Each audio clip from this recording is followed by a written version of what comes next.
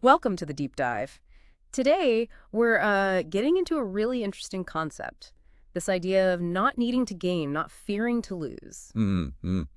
It comes from a conversation on Vyasetter's Bookmet series, the last one with Thuy and Thuy. Exactly. We've pulled out some key moments, and our goal really is to explore why letting go of that constant push and pull, the striving and the fear, might actually lead to more happiness, like finding a kind of inner balance. Yeah, because it's fascinating how both chasing gains and um, fearing losses can keep us sort of emotionally unstable. It's that cycle. Right. And the conversation actually starts with this lovely image. They'd been hiking that morning, Thuy and Thuy, yeah. just watching the sunrise, not really needing it to be spectacular, just being there. It felt like a perfect little picture of what we're talking about. That ability to just be present, Hmm. fully present, without all the mental noise of wanting something more or fearing something bad might happen. That's really the foundation, isn't it? Okay, so where does this start building from? Tessie says something crucial right off the bat. We all need things, connections, sure, but it's our inner state that's the real decider for happiness. He makes a really strong point. You could have all the external markers, you know, power, money, even love. But if you lose touch with yourself or your core values, Mhm. well, those outside things just won't cut it for long-term fulfillment. It's like having this amazing looking box, but inside, nothing. He really argues our inner compass, our values, that's what guides us through the ups and downs, the joy and the suffering. And he uses a beautiful illustration for this, a poem by Rabindranath Tagore. Oh, right. It's about someone traveling the world looking for grand wonders, but completely missing the simple beauty of a dewdrop right on their own doorstep. Wow. That really highlights how we often overlook the everyday magic, doesn't it? Because we're so busy chasing something bigger. Yeah, we direct our energy outwards, always looking ahead, and we miss these little miracles happening right now, So the idea is life is constantly offering these moments. constantly. But if our minds are cluttered with worries or desires or regrets, we're just not tuned in. We can't perceive them. So contentment isn't really about getting more stuff. It's about becoming more aware of what's already here. Okay, so it's about being fully present. Niệm talks about life unfolding moment by moment. Each one is a chance to actually live. And in every single moment, there's a choice. We can either dive in, experience it fully, or we can let our minds spin off into what ifs and if onlys, which, just fuels more fear and this need for some perfect future condition before we allow ourselves to feel okay. So it's not saying don't have goals, it's more about how you go after them. Exactly. Even when you're working towards something, the key is to appreciate the journey itself, the daily stuff, the people, the process. He really stresses that feeling things, connecting with people, even just the mundane tasks, that's not just filler until you reach the goal. That is life. That's the substance of it. And speaking of things we take for granted, think about our senses, our health. Oh, absolutely. He puts forward this really powerful thought experiment.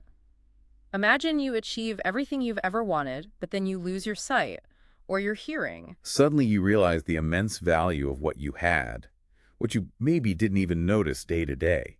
He uses the analogy of the sun rising every morning. Right, a constant gift. A constant universal gift we all share, but we rarely stop and think, wow, the sun came up again, until maybe we imagine it not happening. That ties into a really inspiring story he shared about a student who used a wheelchair. Yes. Despite facing significant physical limitations, this person became a real source of inspiration, even built a library for their community. Incredible resilience. And what's striking is how often when one sense is impaired, others can become heightened. This student, even without being able to move freely, found this really deep connection with nature, just through sound and smell. It challenges our ideas about what's possible, even with limitations. It really does. And then there was that other story, simpler but just as profound, the one about the blind beggar. Ah, yes, the sign.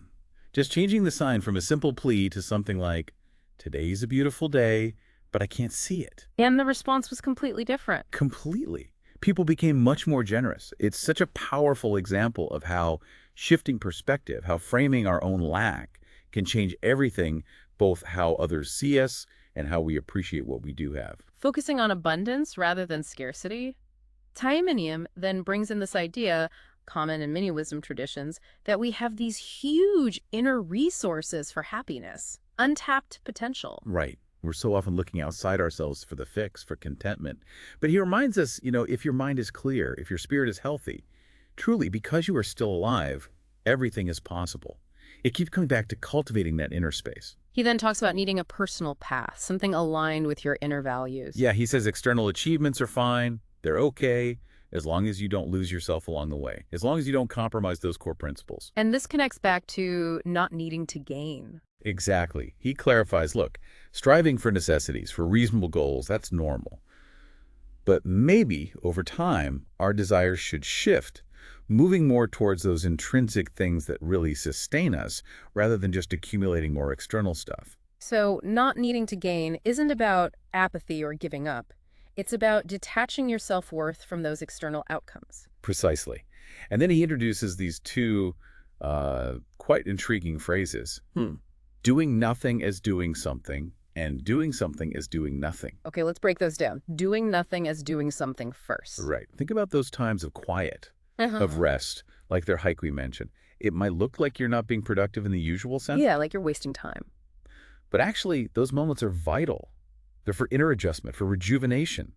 He mentions just waking early and experiencing nature, seeing, hearing, smelling. That's nourishment. That's doing something important for your inner well-being, even if it looks like inactivity from the outside. Okay, I get that. So what about doing something as doing nothing?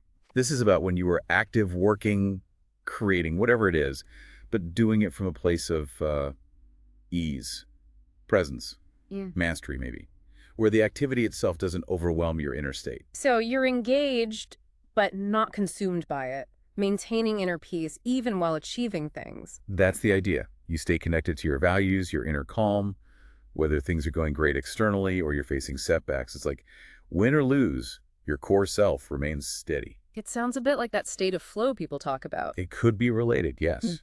And then to kind of back this up with some, well, external data, he mentions the Harvard study on adult development. Oh, yeah, the really long one. 75 years or something. That's the one, tracking people over almost their entire adult lives to see what actually leads to happiness and well-being. And the big takeaway wasn't money or fame. Not at all. Or Overwhelmingly, the single greatest predictor of long-term happiness and health was the quality of people's relationships. wow. So simple, but so powerful.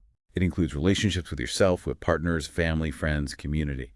So the message is pretty clear. If you want a good life, invest in connection, not just accumulation. That really lands. And speaking of connection, Thuy comes back again to being present, really present. He contrasts it with Alexander the Great, always needing one more conquest, thinking peace lay just over the next hill. Right, versus the idea that peace isn't somewhere else, it's potentially right here, right now, if we just stop and tune in. And the way to do that, he suggests, especially when you feel overwhelmed by goals and anxieties, is to take root in the present. How? Right. By engaging your senses. Really notice what you see, hear, feel. He gives the example of a mother and child on a phone call, that focused attention, that presence. That's where the real connection happens. We're just connecting with everyday objects, with nature around you, grounding yourself in the tangible reality of this moment. But to really cultivate these deep connections sometimes requires letting go. Yeah, yes. The pruning analogy. Exactly. Like pruning a tree. You have to sometimes cut away things, maybe relationships, commitments, even projects that are draining you or aren't truly nourishing anymore, to make space for what does matter. It can be hard, letting go of things you've invested in. It can. He uses another strong image. A sinking ship. Sometimes you have to jettison even valuable cargo to save the ship itself, to save your own well-being. Maybe letting go of a project that's costing you time with family or your health. And one of the biggest things we might need to let go of, or at least manage better, is fear. Absolutely. He acknowledges fear is natural, it's wired in for survival, but it can get amplified, distorted by societal pressures, by things we inherit, by our own ego. The ego, that part of us driven by comparison and needing approval. Yeah, that voice that constantly worries about not being good enough, not having enough, which fuels a lot of fear. But he suggests that sometimes big life events can kind of shake that up, make us realize there's a larger sense of self beyond those ego constructs. And listening to your own inner voice, living authentically, even if it's different from what everyone else is doing. That's a sign of emotional intelligence. He frames it that way, yes. And part of this might involve looking at how others live. He mentioned seeing successful, wealthy people consciously choosing simpler lives, maybe in communities, prioritizing connection over more accumulation. It's not saying everyone should do that, right? No, not at all. It's just highlighting that there are different paths to fulfillment. It prompts you to ask yourself, are my desires, my fears really mine? Or are they echoes of what society tells me I should want or fear? It really makes you think, especially, like he said, during crises like the pandemic. Suddenly, material wealth felt less relevant than connection and inner quality of life. Definitely. So how do we get to this place of more inner peace? This state of less grasping, less fearing? What's the practical path? Thuy emphasizes needing regular pauses, moments of stillness, reflection, time to actually reevaluate what's truly important to you. Because real understanding, a genuine shift in perspective on happiness, doesn't just come from reading about it or thinking about it. It has to be experienced. It has to be lived. The path involves actively, intentionally returning to the present moment. Simple practices. Mindful breathing, mindful walking, really engaging your senses when you're out in nature. Truth, he says, needs to be felt, experienced directly. And when you do focus on the present like that, You discover there's already a richness there. Just paying attention to the sensation of breathing, noticing the colors you see, the sounds you hear. It reveals an inherent abundance. and thinking about those who maybe don't have full use of their senses really drives home how much we do have. Exactly. Being alive, Yeah. being relatively healthy, having the capacity for wisdom. These are profound forms of wealth right here, right now. Then he introduced a really interesting take on greed from Mahayana Buddhism. Yes. The Manyu a kind of greed that is like non-greed. It's not about wanting more stuff for yourself. It's a deep desire, an aspiration for the well-being of everyone, of the whole community, all beings. So you can still have big dreams, big aspirations, but hold them lightly. Pursue them with ease, not let them become this heavy burden. That seems to be the essence of it. And ultimately, he suggests, the deepest fulfillment often comes not from gaining, but from giving, from supporting others. He even pointed to Thuy Minh's work as an example of nurturing others. That connects to the idea of freedom in relationships too, doesn't it? Realizing you don't always have to be performing or managing expectations. Yes, letting go of that need to constantly be the caretaker, maybe to an excessive degree, finding a freedom in just being together. But then the question comes up, isn't focusing so much on your own inner state, your own peace, isn't that a bit selfish? It's a common concern. He uses a great analogy. A tree needs multiple roots to be stable. If it relies only on one big root and that root gets damaged, the whole tree can fall. So over-attachment to just one thing, one person, one role, one goal makes us vulnerable. Exactly. He suggests we need both things in life. Deep connection, love, belonging, yes, but also a degree of freedom, of individual space. Taking time for yourself to recharge, to reconnect with your own center that isn't selfish, it's actually necessary. It's like putting on your own oxygen mask first. Precisely. He uses the terms tuloy, benefiting the self, as the essential foundation for loitha, benefiting others. You need to nurture yourself to be able to genuinely contribute to others. That makes sense. This led into a really personal part of the discussion where Thuy Minh reflected on his own gains and losses. Yeah, that was quite revealing. He talked about earlier losses often being tied to ego, to seeking external validation. More recently, he described losses that feel maybe smaller, but still significant, like having less time for those really deep one-on-one conversations because of his increased responsibilities and visibility. Having to limit interaction sometimes. Yeah, right. And he's also quite candid about reflecting on moments where he felt he hadn't listened as deeply as he could have, maybe making quick judgments based on his experience, which he felt conflicted with his own professional ethics as a therapist. It showed a real honesty and commitment to self-awareness. Definitely. He spoke about accepting these current limitations while still striving for balance, and how important self-reflection is after interactions, checking in on his own sincerity and the quality of the connection. But he framed the ongoing journey of inner discovery as a huge, continuous gain. And emphasized again that this inner exploration, these resources, they're accessible to everyone. It's not some exclusive thing. Thuy Minh then chimed in, saying she felt she'd gained so much just from being part of the program. And she asked, is it possible to get to a point where everything feels like a game? An interesting question. And Thuy Minh suggested, yes, potentially. Through continuous mindfulness, through acceptance, even difficulties, challenges can be reframed and experienced as opportunities for learning and growth. So, to kind of bring it all together practically, he offered a really simple exercise. Yeah, just here and now. Simply pausing wherever Yeah. you are, taking a breath, engaging your senses. What do you see, hear, feel right now? Just to realize the abundance that's already present. It's not about denying your goals, but starting from a place of feeling grounded, maybe more empowered, rather than feeling like you're lacking something. Exactly. Starting from sufficiency, not deficiency. And Thuy Min had a neat suggestion, too. Maybe revisit any list of gains you might have thought about at the start of this series and compare it to how you feel now.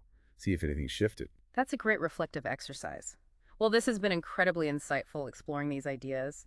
A huge thank you to Niệm, Thuy Minh, etc., and Amanoy for making this conversation possible and sharing it.